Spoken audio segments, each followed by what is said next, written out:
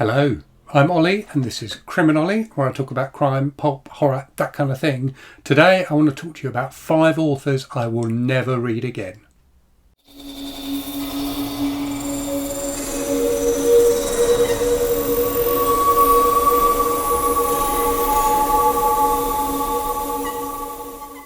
So this video is in the vein of that old saying, fool me once, shame on you, fool me twice, shame on me. These are 5 authors who I've had sufficiently bad experiences with their work that I'm determined they're not going to fool me again.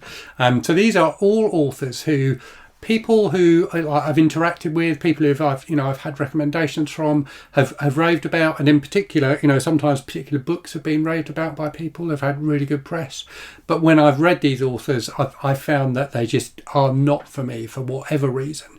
Most of these authors I've read at least 2 books by. One of them I've only read 1 book by, but that was a book that at first I was really enjoying, but that just gradually wore me down over time, so that by the end of the book I was absolutely hating the experience.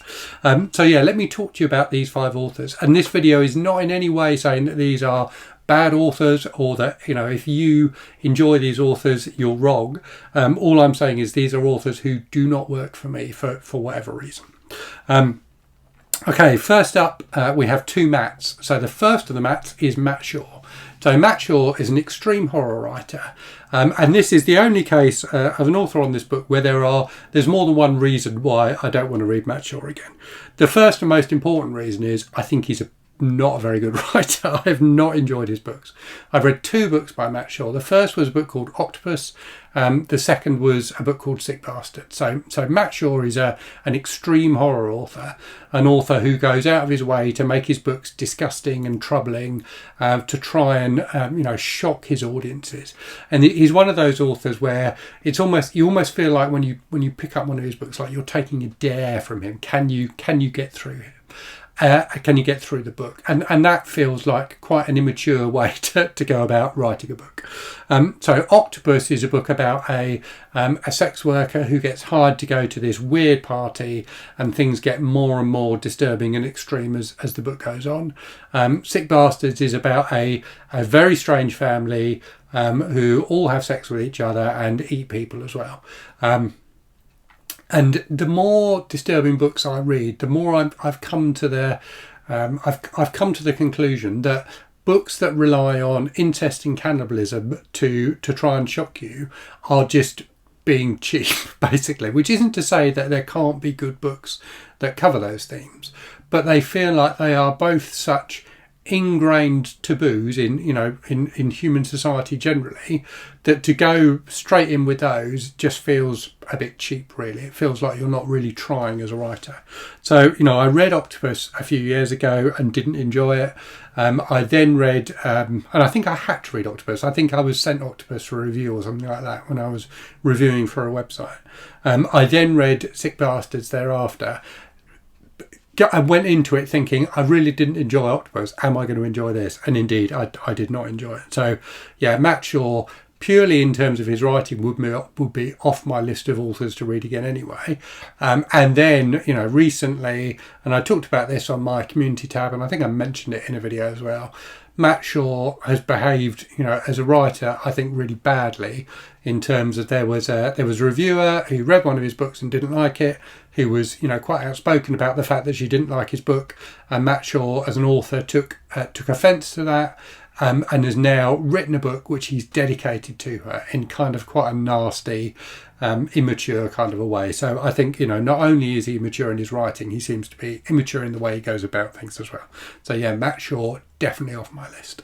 The second Matt then is Matt Haig. So a completely different kind of Matt. So whereas Matt Shaw writes, deliberately horrific and graphic books, Matt Haig writes kind of slightly lovey-dovey books.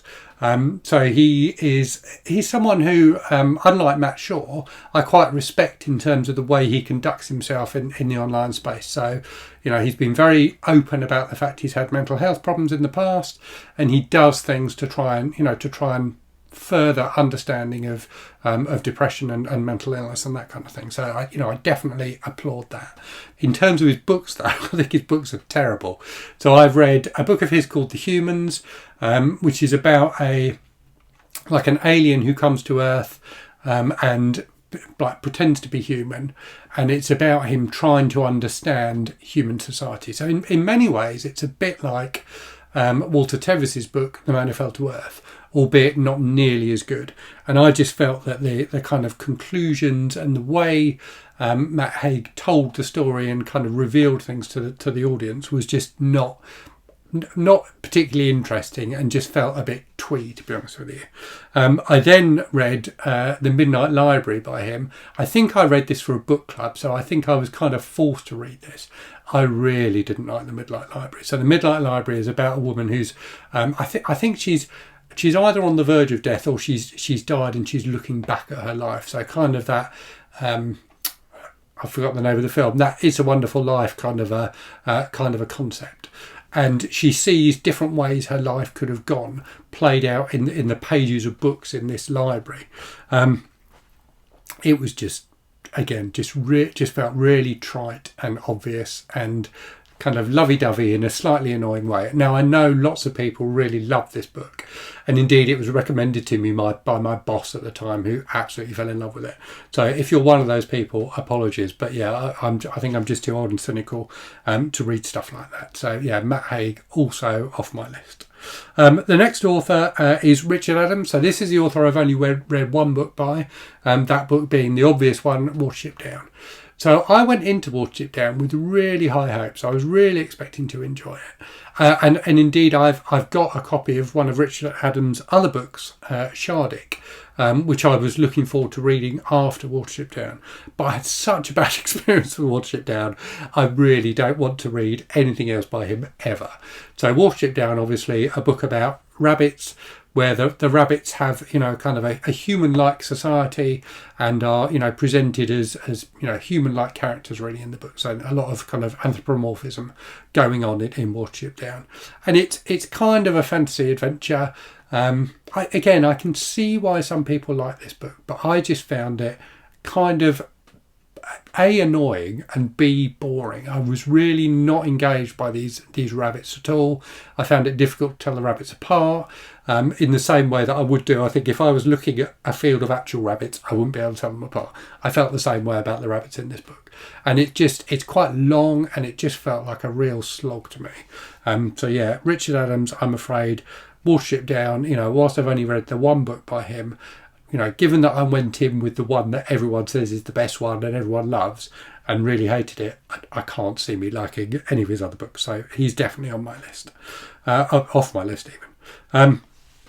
The next one is an author who gets loads of praise, and to the extent that I kind of retconned my my review of one of his books. So I read. So let me tell you who the author is. So the author is John Scalzi, who's a science fiction writer who writes sci-fi books with kind of a bit of a comic twist to them. So there's often a bit of humour in his books. So I read his book, Old Man's War, quite a few years ago, and remembered it quite fondly. And I think I remembered it fondly because I saw lots of people talking about it, and I was like, oh yeah, I read that book. I kind of remember the plot. So it's a book about like this kind of long war that's going on in the future. And I think it's something like the planets are so far away that the people who have gone to fight the war and then come back again are now really old because they've had to travel so far. And it's about how they kind of get assimilated back into society, from what I remember. So I kind of had reasonably fond memories of this book, and then subsequently read another book by him that lots of people had praised, called the Kaiju Preservation Society, which is a book about an organisation that basically there's like a rift in space-time or something like that, and these huge monsters are coming through, and this organisation tries to protect the world from them and kind of contain them. So I went into this book with really high hopes because it's kind of a great concept and it feels like something that Spielberg needs to film and it would be fantastic. But I just found that the pacing of the book felt wrong to me, and the humour in the book just didn't work for me at all, and that just killed it stone dead. And when I went back to check, when I think it was when I went into Goodreads to review the book having finished it, I discovered that actually I hadn't liked Old Man's War either. I'd only given it 2 stars, and had, you know, I'd obviously, like, over the years had kind of misremembered my impression of the book. So yeah, John Scalzi, whilst I know loads of people love him, unfortunately for whatever reason his books just do not work for me. The final person on the list then is the person I've read most books by. So I've read 4 books by this author, and I started out really liking them. And I think I just got kind of swept up with the hype a bit around this author, and so continued reading the book and her books, and definitely got diminishing returns as I went through them. So the author, and this may surprise people that I've read her, is Sarah J. Maas. So Sarah J. Maas is kind of a YA fantasy author who writes slightly spicy, like surprisingly spicy given that they're YA books. So I've read her Court of Thorns and Roses series, of which there are, I think there's 3 main books, or certainly I read 3 main books, and then there's a 4th novella. The first book, A Court of Thorns and Roses, I actually really quite enjoyed. So it's kind of a retelling of Beauty and the Beast, but quite engaging. It's got quite a kind of feisty heroine, and I had a pretty good time with it. So much so that I bought the next 2 books in the series and read those, and I found that I enjoyed them less as I went on. And then by the time I got to the 4th book, which is a novella, I just did not enjoy that at all. I just completely hated the experience, and that final book just sucked all the enjoyment that I'd had, and all the good feelings I had about the previous books in the series, particularly the first one, got sucked out of me by that final book, to the extent that I've now decided I will never read Sarah J. Maas again. So I hope you found that interesting. I don't often make videos about authors and books I don't like, as opposed to ones that I do, but I thought it'd be interesting to talk about it. So yeah, I hope you enjoyed it, and as always, I hope you're safe and well out there. Hope you're reading good stuff, and I'll speak to you again very soon. Cheerio.